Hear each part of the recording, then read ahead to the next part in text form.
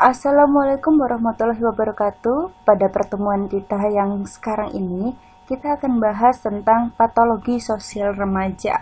Nah, buat kamu, patologi sosial, apa sih patologi sosial itu? Pasti terbayang-bayang, terngiang-ngiang, karena kita belum tahu ya patologi sosial itu apa. Nah, di sini, patologi sosial itu adalah semua tingkah laku yang bertentangan dengan norma kebaikan, stabilitas lokal, pola kesederhanaan, moral, hak milik, solidaritas kekeluargaan, hukum rukun bertetangga, disiplin, kebaikan, dan hukum formal. Nah, kategori pelaku patologi sosial itu yang seperti apa aja sih? Aku termasuk patologi sosial apa enggak ya? Nah, di sini akan kita bahas satu persatu.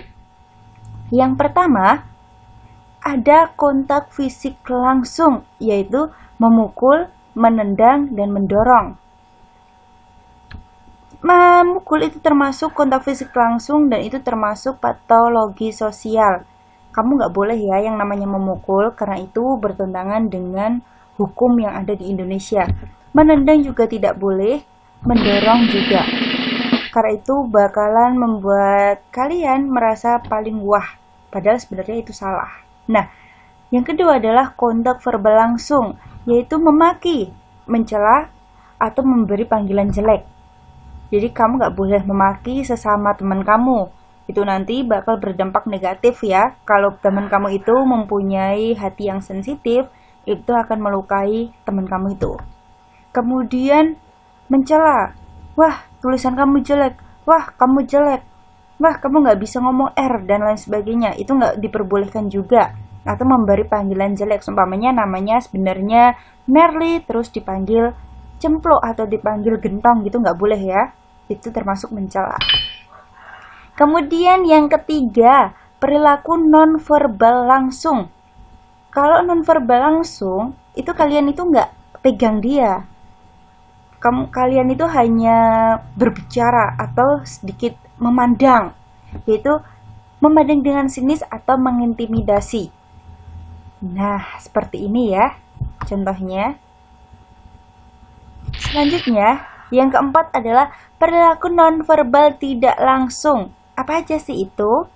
Yang pertama adalah mendiamkan, yang kedua adalah menjauhi. Jadi kalau kamu nggak suka sama seseorang, sama teman kamu, lebih baik kamu memberitahu apa kesalahan dia. Jangan malah kamu mendiamkan dia atau menjauhi dia. Yang pasti, kalau kamu mempunyai teman yang salah atau kurang menarik menurut kamu, atau mungkin orang itu tidak sesuai dengan kelompok kamu, grup kamu, geng kamu harus bisa merangkulnya.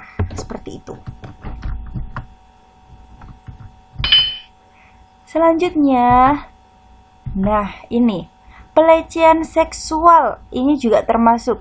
Jadi buat kamu yang cowok-cowok, kamu tuh gak boleh ya yang namanya memegang yang sensitif di area cewek atau mencubit, memegang tangan, itu nggak boleh. Itu termasuk pelecehan seksual dan itu ada undang-undang hukumnya. Nah, banyak korban yang terkena aksi patologi ini disebabkan oleh beberapa faktor.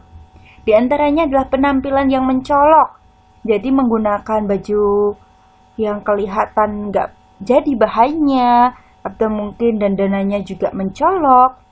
Bisa juga dengan tidak berperilaku dengan sesuai. Jadi yang cewek ke cowok-cowokan atau yang cowok ke cewek-cewekan. Yang ketiga, perilaku tidak sopan.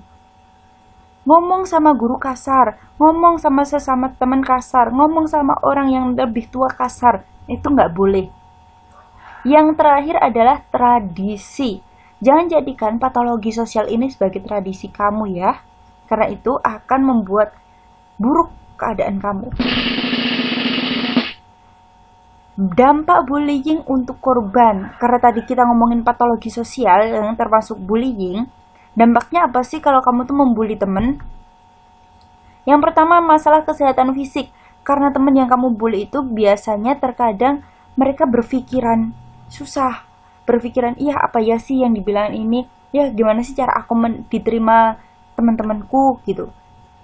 Itu bisa menjadikan dia kesehatan fisiknya menurun dan dia nggak mau makan, akhirnya dia sakit. Kedua, menurunkan keadaan psikologis dan penyesuaian sosial. Jadi teman kamu setelah kamu bully jadi makin pendiam. Itu juga berdampak buruk pada keadaan dia karena dia nanti susah buat terbuka sama orang lain.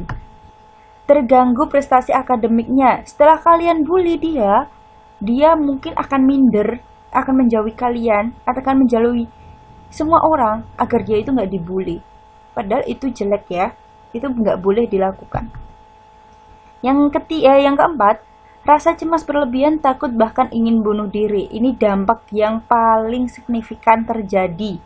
Jadi, kalau kamu ingin membuli seseorang, kamu harus berpikir beratus-ratus kali bagaimana caranya biar orang itu nggak merasa terbuli. Kamu harus melindungi dia, walaupun dia adalah orang yang punya kekurangan. Kenakalan remaja. Pertanyaannya, kenapa sih remaja melakukan pemberontakan? Seperti kalian tahu sendiri, kalian sendiri ya, kalau ada yang nggak sesuai sama kalian, pasti kalian melakukan pemberontakan. Entah itu dengan cara apapun. Ada dengan cara patologi sosial tadi, non-verbal, verbal, langsung, tidak langsung. Itu pasti akan terjadi.